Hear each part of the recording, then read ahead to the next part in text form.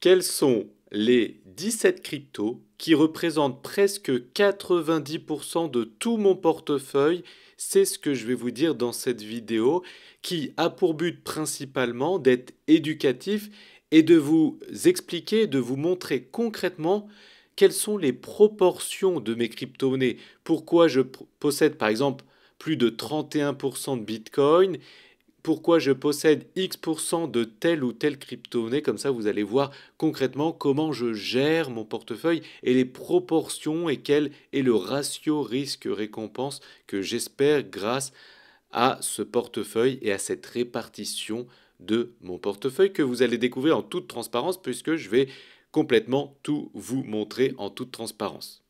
Mais avant ça, sachez que j'ai tourné une nouvelle vidéo dans laquelle je vous présente une stratégie d'investissement que j'ai mis en place depuis 2016 quand j'ai investi dans les crypto-monnaies qui me permet de générer un revenu chaque mois de plusieurs milliers d'euros.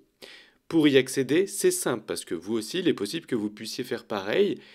Pour y accéder, cliquez sur le bouton en haut à droite de cette vidéo, cliquez sur le lien qui se trouve sous cette vidéo pour vous inscrire et accéder à cette vidéo formation dans laquelle je dévoile ma stratégie en totalité. Allez, c'est parti et abonnez-vous pour ne plus louper mes vidéos si ce n'est pas déjà fait et likez cette vidéo si vous aimez ce genre de vidéos, de contenu dans lequel je partage mon portefeuille crypto et ses proportions.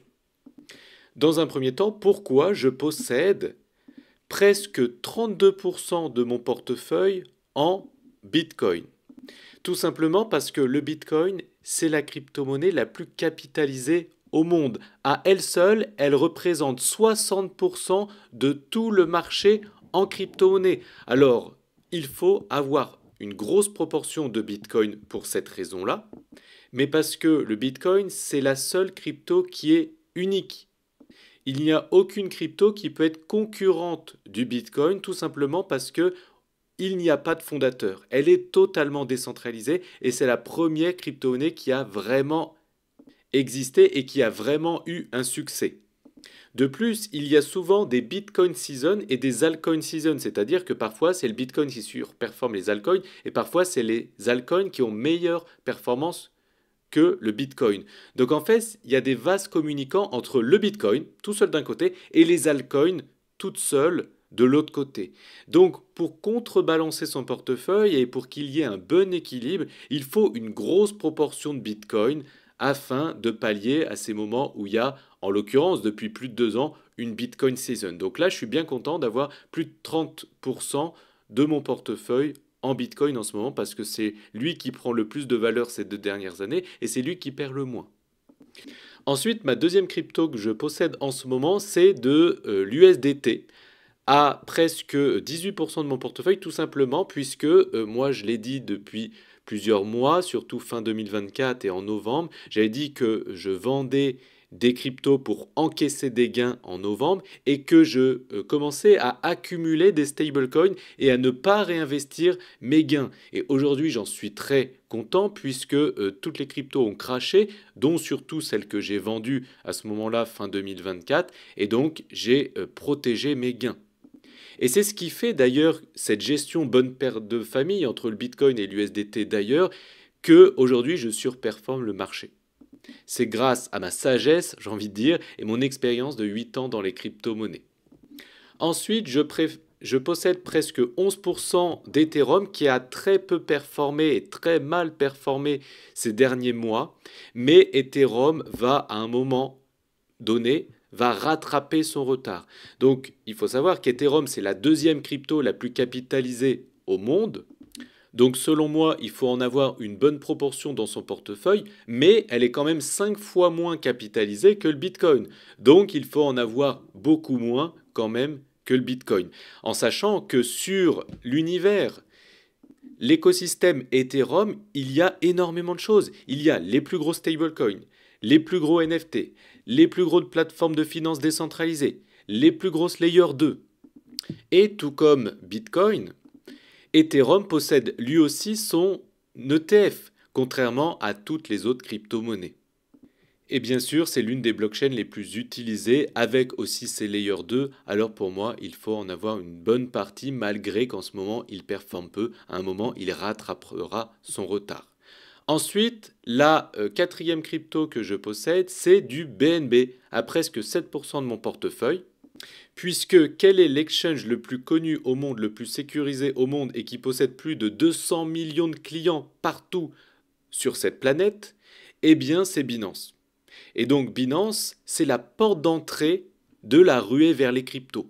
Si on veut acheter n'importe quelle crypto, on doit passer par un exchange. Et l'exchange le plus connu, le plus sécurisé et le plus utilisé, c'est Binance.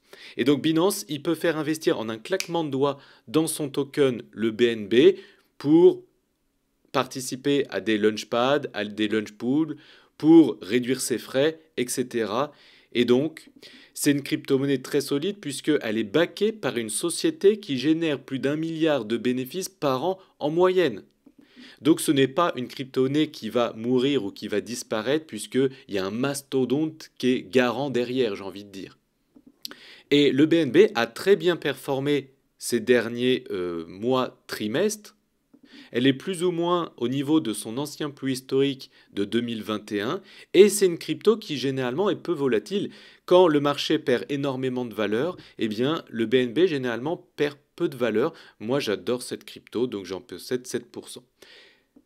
La cinquième crypto que je possède, c'est le XRP, à presque là aussi 7% de mon portefeuille, puisque le XRP, j'en possède depuis longtemps, je connaissais sa valeur, il prend un peu de temps à se lancer, mais là ça y est, depuis quelques mois, il s'est lancé et il a atteint son ancien plus haut historique, lui aussi de 2021, aux alentours des presque 3 dollars.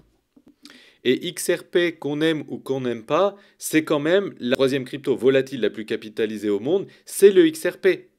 Donc, qui est juste 2 fois moins capitalisé qu'Ethereum. C'est-à-dire que le XRP, s'il fait x2, eh bien, il est au même market cap qu'Ethereum.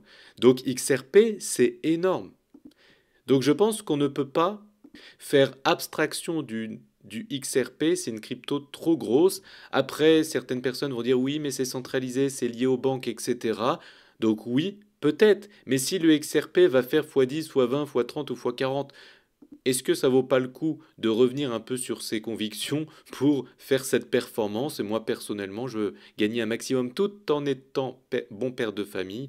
Et donc, le XRP va faire, selon moi, un carton plein comme les autres cryptos que j'ai dans mon portefeuille. Et donc, il faut absolument en avoir. Ça va peut-être prendre un peu de temps de se mettre en place. Ça sera peut-être en 2025 ou 26 ou 30 ou je ne sais quoi. Mais pour moi, il a un bel avenir. La sixième crypto que je possède dans mon portefeuille, c'est le Dogecoin, à presque 4% de mon portefeuille. Pourquoi? Parce que c'est un blue chip, c'est-à-dire que c'est le premier meme coin qui a connu un succès et qui est promu par Elon Musk, l'homme le plus riche au monde, le plus gros influenceur du monde, j'ai envie de dire. Tout le monde adore les meme coins, il y a une meme coin season récemment. Et je pense que les mêmes coins vont pas disparaître. Enfin, il y en a plein qui vont disparaître, 99%. Mais par contre, Dogecoin, le même coin numéro 1, ne va pas disparaître. Dogecoin, c'est quand même la sixième crypto volatile la plus capitalisée au monde. Donc là aussi, on ne peut pas ignorer son succès. La septième crypto que je possède et que j'adore, c'est le Chainlink. Pourquoi? Parce que Chainlink, c'est la base de tout. C'est-à-dire que Chainlink, c'est un oracle, comme vous le savez peut-être, et en fait, toutes les blockchains ont besoin d'oracles. Toutes les applications de finance décentralisée ont besoin d'oracles. Toute la tokenisation d'actifs, le RWA, a besoin d'oracles. Et l'oracle le plus utilisé, le plus connu au monde, c'est Chainlink. Donc en fait, Chainlink, c'est pas faire un pari sur un projet spécifique, très spécifique. Non. Chainlink, c'est faire un projet sur est-ce que la blockchain va fonctionner ou non. La blockchain va fonctionner, ça c'est sûr. Et donc que ça soit par telle ou telle blockchain ou telle application, on s'en fiche quand on investit dans Chainlink, puisque tout le monde utilisera Chainlink. C'est la base de tout, tout passera par Chainlink. Donc pour moi, c'est pour ça que j'en ai une grosse proportion, un peu trop proportionnellement par rapport à son market cap, puisque vous l'avez compris, moi j'investis surtout proportionnellement au market cap. Si le market cap de telle crypto est gros, eh bien j'en aurai beaucoup. S'il est plus petit, j'en aurai moins. Donc c'est comme ça que je gère mon risque. Chainlink, j'en ai 1,61%, ce qui est beaucoup proportionnellement, parce que je devrais en avoir théoriquement moins, mais j'en ai mis beaucoup puisque j'y crois énormément. Ensuite, j'ai un peu de USDC, là aussi parce que j'ai vendu un peu de bénéfices il y a de ça quelques mois, donc c'est pour les mêmes raisons que l'USDT. Ensuite, j'ai 1,28% de Dogi, mais bon, là, c'est pas ce que j'ai investi de ma poche. Moi, j'avais investi très très peu proportionnellement, un tout petit billet, mais j'ai gagné beaucoup avec le Dogi. Et donc, du coup, il se retrouve en tête de liste, mais il ne faut pas avoir autant de Dogi, selon moi. Moi, c'est uniquement des gros bénéfices que j'ai, mais j'ai pas investi tout ça de ma poche. Alors, je vous montre tout ça, pas pour que vous achetez les cryptos que je possède, hein, c'est pour que vous compreniez comment je gère les proportions de mon portefeuille, ce qui est très différent. Après, c'est à vous d'adapter. Et vous remarquez qu'en tête de liste, je n'ai pas un vulgaire shitcoin qui a 1 million de market cap. Non, tout est bien géré comme un bon père de famille. Et même pareil pour le Chainlink. Chainlink, c'est la 11e crypto-monnaie la plus capitalisée au monde. Donc, ce n'est pas un pari très risqué que j'ai fait ici. Ensuite, la prochaine crypto que je possède, c'est le Bitcoin Cash. Bitcoin Cash, c'est la 24e crypto la plus capitalisée au monde. Et pourquoi j'en ai pas mal? Parce que je fais le pari que les gens, quand ils vont voir le Bitcoin à plus de 100 000 dollars, 150 000 dollars, 200 000, etc., ils vont vouloir du Bitcoin. Mais ils vont pas vouloir acheter un fragment de Bitcoin. Donc du coup, ils vont acheter un truc qui ressemble au Bitcoin. Donc ils vont se dire, ah tiens, Bitcoin Cash, c'est du Bitcoin, il y a Bitcoin dedans, je vais en acheter. Ça vaut que 200, 300, 500 dollars. J'en achète un entier et ils seront contents. Et eux, par leur ignorance, vont acheter du Bitcoin Cash en pensant que c'est exactement pareil. Ils s'en foutent en fait qu'il y ait Satoshi derrière ou pas, ou la technologie, ou que ça a été un fork, etc. Ils vont acheter du Bitcoin Cash. Donc l'ignorance des gens et de la masse fera que je pense que les gens achèteront du Bitcoin Cash. Et donc j'en ai personnellement 1%. Ensuite, j'ai du Tao Bitonsor qui est 34e sur CoinMarketCap. Pourquoi? Bah, c'est le pari de l'intelligence artificielle. C'est un projet très novateur, très solide. Et donc, je pense qu'il peut avoir sa place dans cette narrative-là. Ensuite, la prochaine crypto, c'est AAV. Pourquoi? Parce que c'est une application de finance décentralisée les plus utilisées au monde, et en l'occurrence sur la blockchain Ethereum et plein d'autres blockchains d'ailleurs. Et ce qui fait la valeur, c'est l'utilité. Et comme c'est une application décentralisée très utilisée, eh bien ça fera sa valeur selon moi. Surtout que la finance traditionnelle va devoir utiliser la blockchain, les oracles et certaines applications de finance décentralisée. Donc du coup, c'est pour ça que j'investis dans les blockchains d'infrastructure, les oracles comme Chainlink et les 10 apps comme AAV.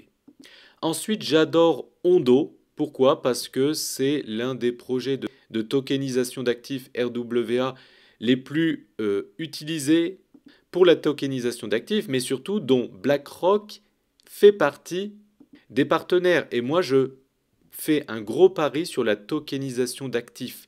Donc pour faire ce pari, on investit soit sur des applications décentralisées ou des sociétés qui font de la tokenisation d'actifs, soit on investit dans des blockchains d'infrastructures, soit dans des oracles comme Chainlink. Ensuite, il y a ApeCoin qui a pris très cher, c'est vrai, mais j'y crois toujours puisqu'elle est backée par la société la plus connue et la plus riche dans le secteur des NFT et qui possède les NFT les plus connus dans le monde, qui lance aussi un métaverse, un jeu, etc. Et donc du coup, je pense que cette société et donc ce token aura un bel avenir. Ensuite, c'est Dog to the Moon, donc c'est une rune.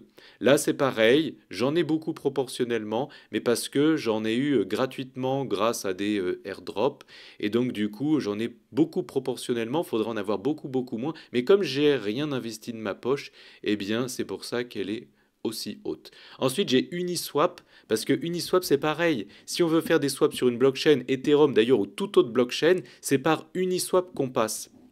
Et Uniswap a dit que, pareil que AAV d'ailleurs, qu'ils vont potentiellement redonner une partie de leurs revenus à leurs holders. Et donc du coup, Uniswap c'est très utilisé, c'est très utile, et donc je pense qu'elle a un très très fort avenir elle aussi. Et la dernière blockchain, et la dernière crypto, c'est une blockchain, c'est Solana, parce que là aussi Solana, comme Ethereum, a un fort avenir puisqu'elle est très utilisée. Elle est très peu chère et très rapide, et donc je pense qu'elle aussi, elle peut avoir un fort succès. J'en ai peu proportionnellement, je devrais en avoir bien plus que ça, mais j'ai un peu loupé la vague du Solana, donc j'en ai acheté un peu tard, et donc j'en ai quand même, mais proportionnellement trop peu que ce que je devrais en avoir. Vous comprenez désormais comment je proportionne mon portefeuille. Maintenant, c'est à vous de voir comment vous souhaitez le gérer ou pas. Souvenez-vous que j'ai une vidéo formation à vous offrir dans laquelle je partage toute ma stratégie. Vous avez le bouton en haut à droite de cette vidéo ou sous cette vidéo et abonnez-vous pour ne plus louper mes vidéos. A très bientôt dans une prochaine vidéo. Ciao.